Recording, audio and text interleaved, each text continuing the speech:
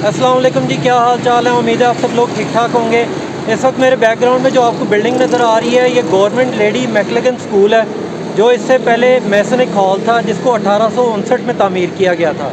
आए आपको हिस्ट्री के बारे में कुछ बताते हैं। फ्री मेसन दुनिया की कदीम तरीन तंजीमों में शुमार होती है। इस तंजीम का दावा है कि इनका किसी मज़हब से कोई ताल्लुक़ नहीं और इसका मकसद पूरी दुनिया के लोगों के लिए फ़लाह बहबूद का काम करना है, जबकि ईसाइयों और मुसलमानों का दावा है कि यह यहूदियों की तंजीम है जिसका मकसद पूरी दुनिया के निज़ाम पर कंट्रोल हासिल करना है। अमेरिका के बानी जॉर्ज वाशिंगटन भी फ्री मेसन का हिस्सा थे। जब बरतानिया ने बरसगीर पर कब्ज़ा कर लिया तो फ्री मेसन्स ने बरसगीर के कई शहरों में अपनी इमारतें तामीर करना शुरू की। इन इमारतों को फ्री मेसन्स लॉजेस भी कहा जाता है और मेसोनिक टेम्पल्स भी कहा जाता है। ये जो बिल्डिंग आपको नज़र आ रही है ये फ्री मेसन्स का लाहौर में पहला टेम्पल था। 1859 में फ्री मेसन्स ने लाहौर में अपना पहला मेसोनिक टेम्पल अनारकली के इलाके में बनाया और इसका नाम रखा लॉज ऑफ होप एंड परसेवेरेंस, और ये 45 कनाल के रकबे पर मुश्तमिल है। यहाँ पे सब फ्री मेसन्स इकट्ठे होते थे, मीटिंग्स करते थे और मुस्तकबिल की प्लानिंग करते थे। मशहूर बरतानवी नावल निगार रडियार्ड किपलिंग ने भी इसी टेम्पल में फ्री मेसन्स को ज्वाइन किया था।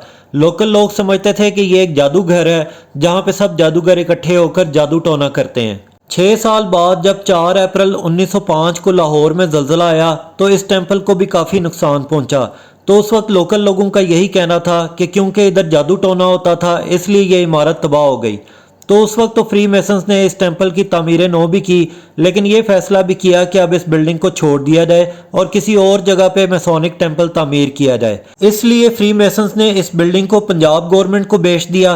पंजाब के गवर्नर सर एडवर्ड डगलस मैकलेगन की बीवी लेडी मैकलेगन ने उनसे अपनी ख्वाहिश का इजहार किया कि इस बिल्डिंग को लड़कियों की तालीम के लिए मुख्तस कर दिया जाए। चनाचे इस बिल्डिंग को लड़कियों के स्कूल में कन्वर्ट कर दिया गया और इसका नाम लेडी मैकलेगन स्कूल रख दिया गया। अब यहाँ पर तकरीबन 1000 से ज़ायद तालबात ज़ेर तालीम है। फ्री मेसन्स ने जब इस बिल्डिंग को पंजाब गवर्नमेंट को बेच दिया तो उन्होंने इस बिल्डिंग का संगे बुनियाद यहाँ से निकाला और 1916 में पंजाब असम्बली के सामने चेरिंग क्रॉस माल रोड पे 32,519 रुपये के एवज ज़मीन खरीदी और वहाँ पे ये संगे बुनियाद रखा और टेम्पल की तामीर शुरू की गई। 1917 में इस टेम्पल की तामीर मुकम्मल हुई और इसका नाम बरतानवी शहजादे के एजाज़ में प्रिंस एल्बर्ट विक्टर लॉज रखा गया।